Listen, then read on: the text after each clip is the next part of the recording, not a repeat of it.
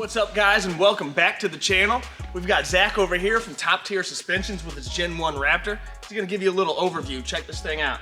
We got a 2010 Gen 1. It is a 6.2, it's not a 5.4.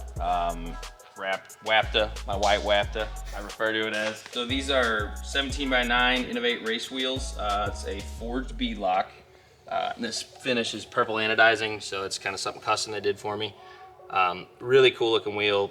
Probably the only wheel on the market that is actually doing an anodized finish. Another cool thing about these guys is it kind of gives you, you've got the option for multiple different lock rings on here. This is called the Tech Light lock ring. This has got 12-point zinc hardware on there. You can do it in multiple different hardwares. There's a stainless, ARPs you can do standard zinc hex. Really kind of a lot of options on these wheels, makes it pretty neat. Multiple different color finishes available in anodizing and powder coats or raw machined as well. They also do a polished version, which is basically a mirror. Really, really cool company. You can tell I really don't have a whole lot of a color scheme going because we got about every color that you could think of, but it's a Fox 3.0. Direct bolt in, factory replacement. I've got the preload set a little bit on there to adjust for the front ride height. Pretty cool setup, ride really great. And a lot more performance over the factory 2.5, which isn't really even a 2.5, if you want to say that. But Now you said better performance. What do you mean by that? just so you're gonna get more travel out of these. I mean, it's gonna take way harder hits. It actually rides a lot better over a factory truck. You do get some adjustability on them as far as your front ride height, rather than just changing like a strut collar or a different coil spring. Also, it pairs really nice with the upper control arm. It does allow for a lot more dropout, a lot better performance there. Just all around off-road, on-road handling, everything's. So what you're saying, you can do a lot more cool stuff with it. Yeah, you want to do cool stuff, you gotta have them. And plus, you gotta be with the guy with the 3.0s. You don't want it 2.5, 3.0. Yeah. I see we got some gold upper control arms up here. What's yeah, what's the we scoop got- on these guys. We got the gold up in here. So this is Kitty Tech's billet upper control arm. It's a uniball, obviously super strong, anodized as well. Those are pretty neat. I mean, all this anodizing stuff is kind of custom and gives you an idea of doing whatever you want to do as far as color-wise goes. Now, what's the advantage of installing those upper A arms on these So, control arms? The uniball upper control arms are going to allow for more dropout. Obviously, it's substantially stronger than a factory control arm, which is paper thin cast steel. It's going to move a lot better back here. So their Heim joints back here. It's adjustable right here on the Heims, so you can adjust in and out for camber. And the uniball, whenever that drops down, it's going to allow a lot more dropout for the 3.0 coil over there to really utilize all the travel. Up front, this is an Evil Manufacturing bumper. It's actually a frame cut bumper, so it does require you to cut the frame horns off the truck to shorten it up and bring it back. Gives you a ton more, like a lot better of an approach angle if you are off-road or if you're gonna jump something.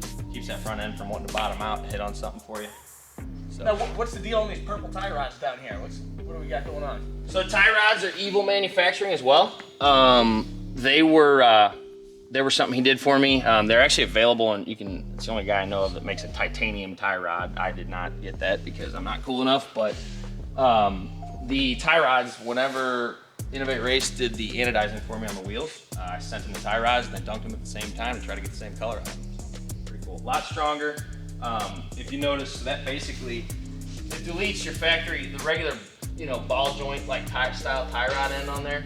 So you've got a Heim on the one end, Heim on this end. So a lot stronger, a lot beefier.